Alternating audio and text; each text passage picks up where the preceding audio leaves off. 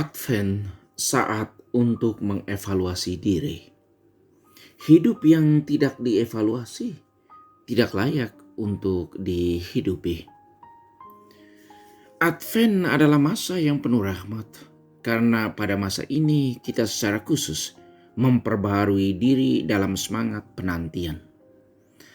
Advent yaitu masa untuk menunggu kedatangan Sang Penyelamat dunia, Tuhan dan Juru Selamat kita. Kalau ada seseorang yang akan datang mengunjungi rumah kita, tentu kita membuat persiapan untuk kedatangannya. Persiapan kedatangannya itu disesuaikan dengan status, kedekatan, dan maksud kedatangannya. Yang paling utama di sini yaitu ada persiapan. Kita persiapkan rumah kita dan juga keramatamahan kita untuk menyambutnya. Umumnya kita menunjukkan keramatamahan untuk membuat orang itu merasa at home, betah. Kalau yang datang adalah seorang teman, pasti lebih lain lagi. Andaikan yang datang adalah orang khusus, pasti lebih khusus lagi. Kalau untuk kedatangan seseorang ke rumah kita saja perlu kita mempersiapkan rumah dan hati untuk menerimanya, apalagi untuk kedatangan Tuhan Sang Juru Selamat, pasti lebih istimewa lagi. Kita perlu mempersiapkan rumah hati kita. Hati dan pikiran kita mesti benar-benar bersih buat Tuhan. Tutur kata kita mesti benar-benar santun untuk Tuhan. Apa yang kita lakukan untuk sesama, serentak kita lakukan untuk Tuhan. Tuhan datang mengunjungi kita tanpa pemberitahuan terlebih dahulu. Misalnya, Romo Greg, besok saya mau datang ya. Dia tidak mengirim pesan atau telepon terlebih dahulu, karena dia akan datang setiap saat, kapan dan di mana saja. Kedatangannya sering tersamar dalam diri orang yang kita jumpai setiap saat. Kadang atau bahkan sering, kita memperlakukan sesama secara tidak adil dan tidak wajar. Kadang kita memperlakukan orang lain dengan melihat statusnya, melihat untung dan ruginya untuk diri kita. Umumnya, kita berlaku baik terhadap orang yang mempunyai pengaruh untuk kepentingan diri kita dan tidak peduli atau berlaku tidak semestinya dengan orang yang tidak membawa pengaruh atau keuntungan bagi diri kita. Padahal Tuhan selalu hadir melalui orang-orang yang kita jumpai setiap hari. Coba Anda periksa hidupmu. Apa hal yang terburuk yang pernah dilakukan untuk sesamamu? Setelah Anda mengingatnya, mari kita membangun tekad baru agar dalam masa Advent ini hal itu kita ubah, kita perbaiki dan diganti dengan sesuatu yang lebih baik. Kita memperlakukan orang lain dengan baik, maka orang lain juga akan memperlakukan kita hal yang sama. Ini hukum Allah yang tak terbantahkan. Yesaya menggugah kesadaran orang Israel. Ia menegaskan bahwa Tuhan, Engkaulah Bapa kami, Engkau penebus kami. Melalui penegasan itu muncullah kesadaran baru bagi orang Israel. Pertama, sadar akan kedosaan mereka. Mereka tahu bahwa mereka tersesat. Mereka menyimpang dari jalan Tuhan. Mereka tidak mendengar, tidak melihat kebaikan Tuhan. Mereka tahu bahwa mereka berdosa. Mereka memberontak, najis, dan kotor. Mereka menyamakan diri mereka dengan daun yang akan dilenyapkan angin. Kedua, kesadaran untuk berbalik kepada Tuhan ke jalan yang benar. Tuhan adalah Bapa mereka. Mereka adalah tanah liat. Tuhanlah yang membentuk mereka dan mereka semua adalah buatan tangan Tuhan. Nabi Yesaya mau menunjukkan kepada kita kekuatan dari mengevaluasi diri. Melihat kembali diri sendiri secara jujur dalam keterbukaan terhadap kebaikan Tuhan. Melihat yang baik dan juga yang tidak baiknya. Mengevaluasi diri adalah proses untuk maju dan untuk menjadi lebih baik lagi.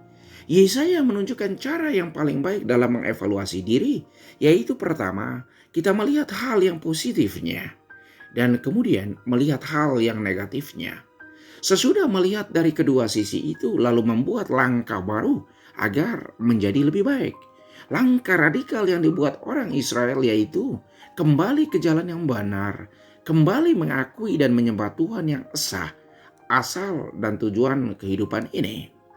Kita belajar dari kebiasaan Santo Paulus dalam suratnya kepada orang di Korintus.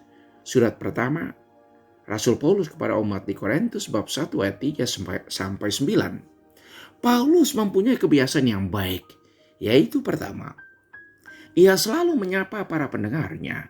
Kasih karunia dan damai sejahtera dari Allah Bapa kita dan dari Tuhan Yesus Kristus menyertai kamu. Kita jangankan menyapa orang lain yang bukan anggota keluarga kita. Setiap hari kita tidak memberikan ucapan selamat pagi kepada anggota rumah tangga kita di saat berjumpa di awal sebuah hari baru. Bisa bayangkan akan seperti apakah hari orang itu selanjutnya. Bedanya orang yang selalu saling menyalami di pagi hari, mereka selalu hidup dalam semangat keharmonisan dan penuh damai. Awalilah sebuah hari dengan gembira, maka seluruh hari itu akan dilewati dengan gembira. Walau banyak tantangan yang akan dihadapi, tetapi pasti bisa dilewati dengan baik. Jangan awali sebuah hari dengan hal yang tidak baik, karena ia akan mempengaruhi kita sepanjang seluruh hari itu dengan seluruh energi negatifnya. Kedua, ia mengucap syukur kepada Tuhan untuk segala kebaikan, baik yang dia sendiri alami maupun yang orang lain alami. Kita mengucap terima kasih kepada Tuhan saja lupa, apalagi mengucap syukur dan terima kasih kepada sesama. Selalu mengucap syukur dan berterima kasih itu adalah membuka jalan untuk berkat dan rahmat yang lebih besar lagi terjadi dalam hidup kita. Sedangkan kalau kita tidak bersyukur dan berterima kasih, itu berarti kita menutup pintu berkat dan rahmat untuk terjadi lagi selanjutnya dalam hidup kita. Ketiga, ia menyemangati dan memberi dukungan. Di dalam Kristus kamu telah menjadi kaya dalam segala hal, perkataan, pengetahuan, dan kasih karunia. Kristus meneguhkan kita dalam segala hal. Allah memanggil kita kepada persekutuan dengan anaknya, Yesus Kristus adalah setia. Yang terjadi dengan hidup kita kadang sangat bertentangan. Bukannya dukungan dan menyemangati yang kita berikan kepada sesama, tetapi mematahkan semangat dengan kata-kata yang menyakitkan, menyepelekan, atau bahkan tidak menghargai.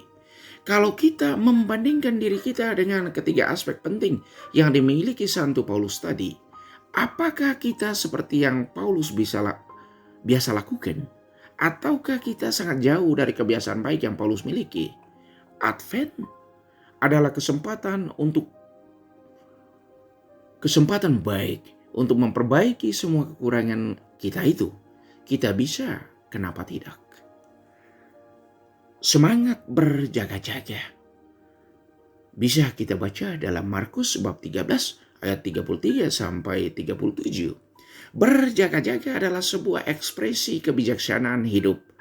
Orang yang berjaga-jaga itu selalu mawas diri. Pertama, berjaga-jaga bila mana waktunya tiba. Awasan ini selalu positif dan aktual untuk siapa saja. Untuk pasangan suami istri, muda-mudi, anak-anak, orang tua, guru, pejabat pemerintah, pengusaha, dan juga biarawati. Untuk semua orang, peringatan Yesus ini sangat relevan. Hati-hati dan berjaga-jagalah, sebab kamu tidak tahu bila mana waktunya tiba. Kita mawas diri untuk segala sesuatu. Berjaga-jaga adalah relevan untuk semua pilihan dan panggilan hidup. Peringatan Yesus ini cocok untuk semua orang, mulai dari yang terkecil sampai yang tertua di kolong langit ini. Sikap tidak berjaga-jagalah yang membuat orang terpuruk, jatuh, atau gagal dalam hidupnya. Tuhan memberkati.